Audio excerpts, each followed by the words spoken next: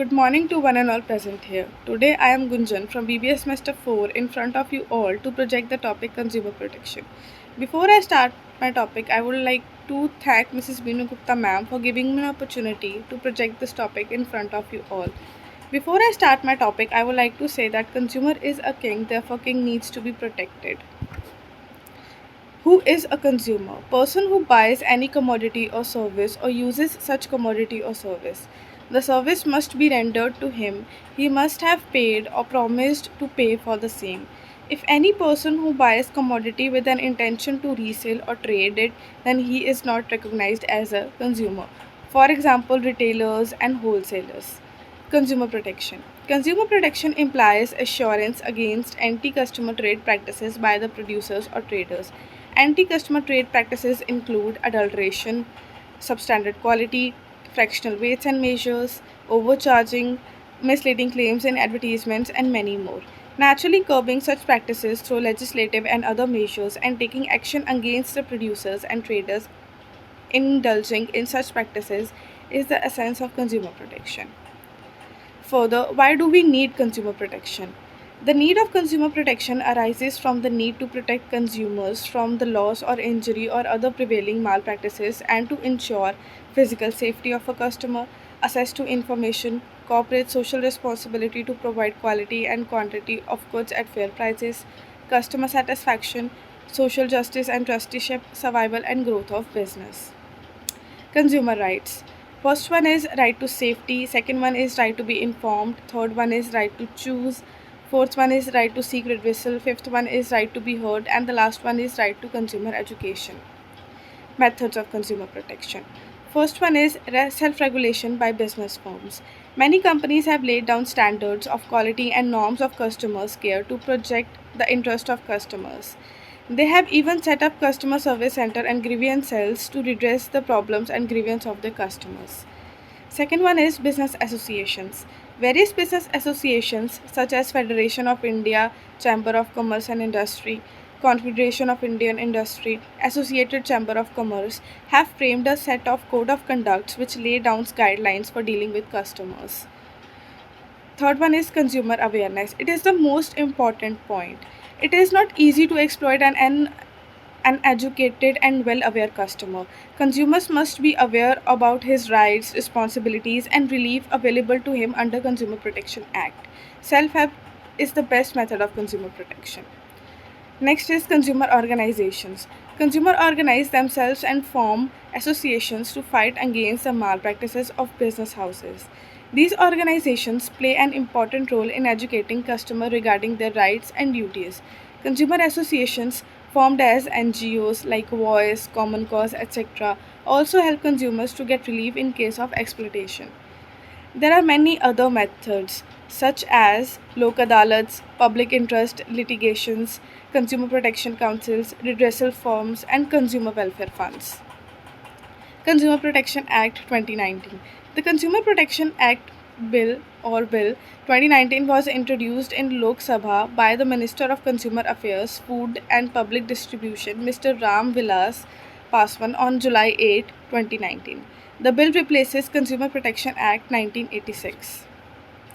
The Act seeks to protect and promote the consumer's interest through speedy and inexpensive redressal of their grievances.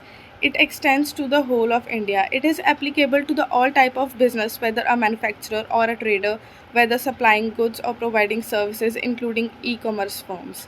The Act confers certain rights to consumers with a view to empowering them and protect their interests.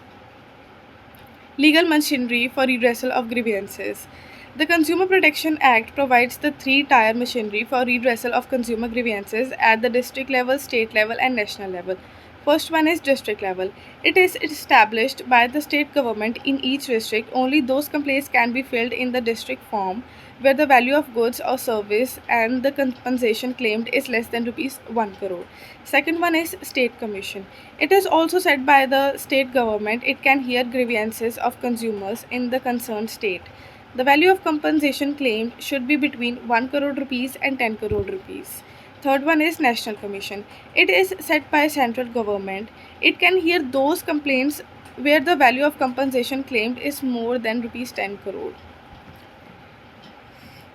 Jago Grahak Jago scheme of Government of India. It is a consumer awareness program launched in 2005 by the Department of Food under the Government of India. Government has used channels to create customer awareness through printings, media, advertisements, posters, audio campaigns and video campaigns for the consumer information and education. This program will help Indian consumers to know about their rights and about their duties as a customers. Here are some slogans or pictures that were prepared by the government to aware the customers. Over 22% of consumers complaints in India in last 4 years are linked to e-commerce sector. According to the data revealed by Department of Consumers Affairs or the on the association of the annual World Consumer Rights Day between April 2017 and February 2021, India's grievance redressal system registers 5,23,837 complaints related to e-commerce, 2,06,417 related to banking sector, and 8,83,185 related to telecom. Here, I would like to give some examples that where people actually used their rights to fight against the problems they were facing.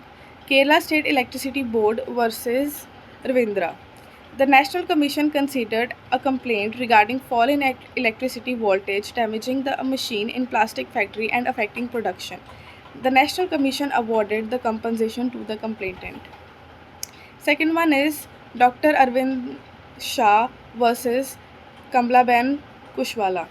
The plaintiff alleged that his son died due to the administration of a wrong treatment by a doctor.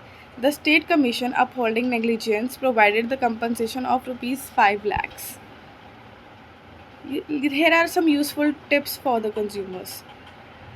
Consumers should check ISI mark to ensure the high quality, MRP to ensure that you get product at the right price, net contents to ensure that you will get what you pay, date of manufacture to ensure credibility, and whenever we buy any product that is of high price, we should obtain cash memo or receipt as a proof of purchase and file complaints against genuine grievances.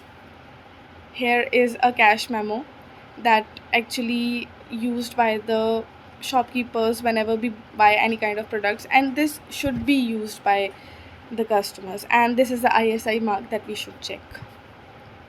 And here is a bibliography. Here are the many links that I actually used to get this information.